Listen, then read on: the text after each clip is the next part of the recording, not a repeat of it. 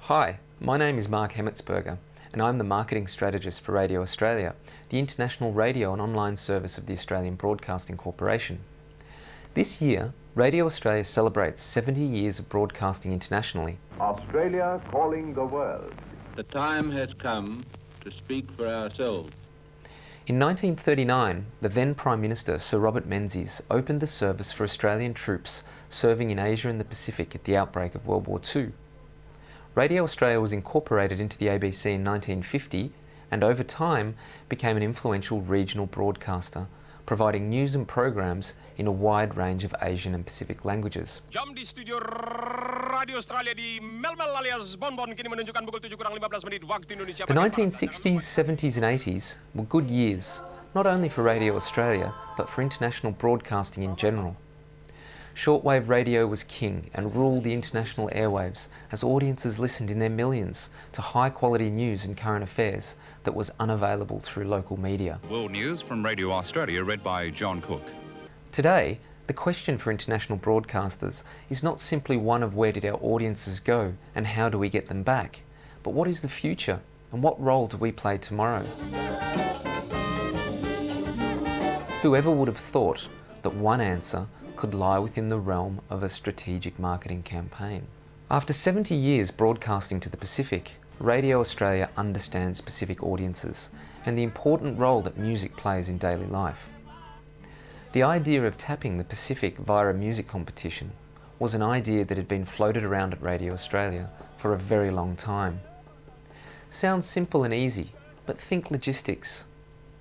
How do you get audio across the Pacific, the largest inhabited geographical expanse on Earth? Who records the artists? Who judges the competition? What prize do we have to offer? We started by identifying what our strengths were and what the possibilities were, the issues and likely pitfalls, potential resources and current audiences, the prospects for online and TV. Ultimately, we identified that our brand did not represent music or youth culture. Our current audience was probably not the target audience for a music competition. We wanted to talk to an audience that was not our core listener base.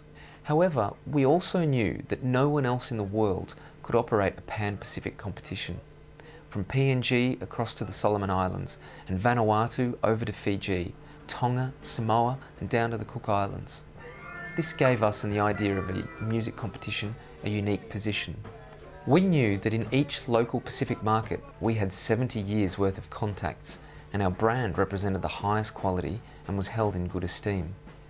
The key for Radio Australia operating a successful music competition was that it had to have a point of difference, and that point of difference was its positioning as the only pan-Pacific music competition. We had the unique ability to broadcast to all parts of the Pacific simultaneously through our FM network.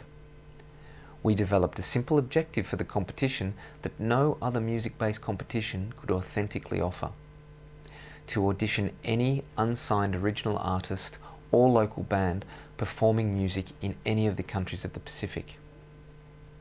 And from there, a competition called Pacific Break was born.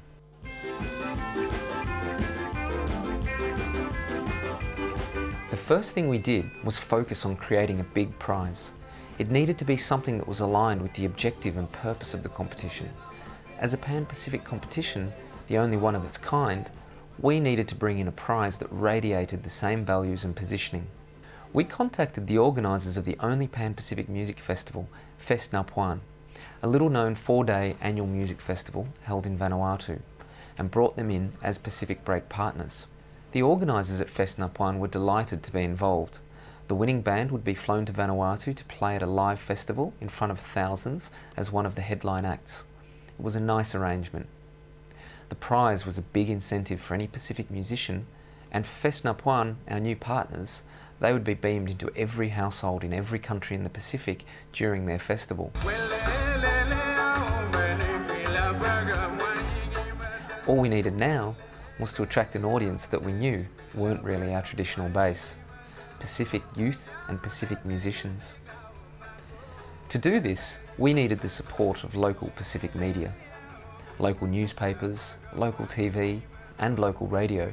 We needed well-known, credible identities that had the daily attention of our intended target audience to start talking about Pacific Break.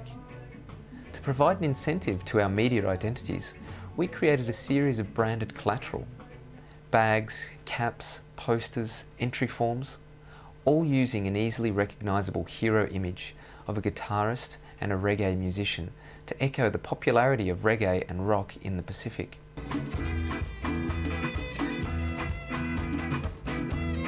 Once we created the merchandise, we delivered them to our partners in the Pacific, for DJs to hand out as prizes, to newspapers to give away to their readers.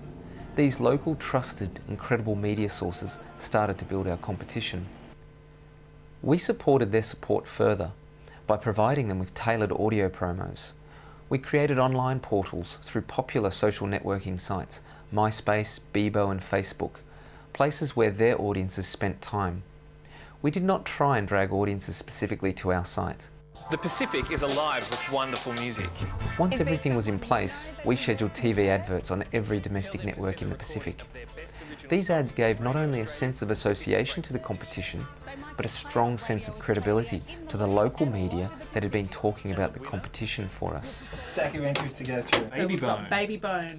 All the while, we ran the campaign back in the Radio Australia offices with one casual staff scheduled twice a week as local Pacific media took ownership over Radio Australia's Pacific Break competition. Entries have been sent into Radio Australia on every possible medium: CD, MP3, cassette and email from right across the Pacific. Bands from the highlands of PNG to Solomon Islands, Fiji, Samoa, Tonga and Cook Islands all put themselves before the judges. One of Australia's most innovative musicians, Ari Ingram, legendary radio and club DJ Sister BB and Radio Australia's own Kim Taylor. Came down to hip-hop versus roots reggae, you know.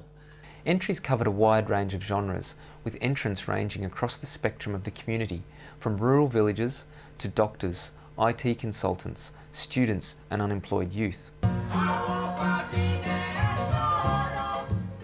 More than 100 musicians entered the competition, and entries continued to flow in even after the competition closed. After an overwhelming response from audiences, Pacific Break is now an ongoing Radio Australia competition. Our audience listenership to our urban FM network across the Pacific is the highest it has ever been, with a weekly listening reach now measuring 23%. The moment we've all been waiting for, the announcement of the winner. With their song Broken Promises is 2-6 Roots. The 2008 Pacific Break winners, 2-6 Root. 8 unemployed Pacific youths from Vanuatu are soon to be professional paid musicians. Their winning song, Broken Promises, was used for the TV ad for the 2009 competition and is well recognised around the Pacific.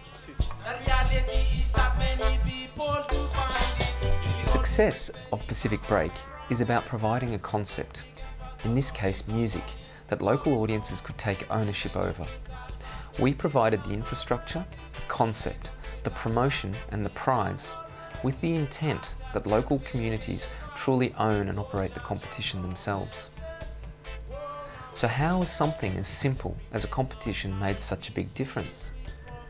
Creating a competition of this magnitude for an international broadcaster was difficult.